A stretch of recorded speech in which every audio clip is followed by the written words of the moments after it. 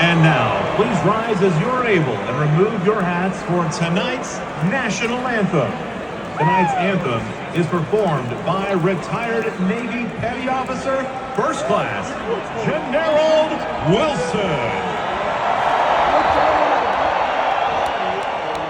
And you see by the dawn's early light what so proudly we hailed at the twilight's last gleaming, whose broad stripes and bright stars through the peril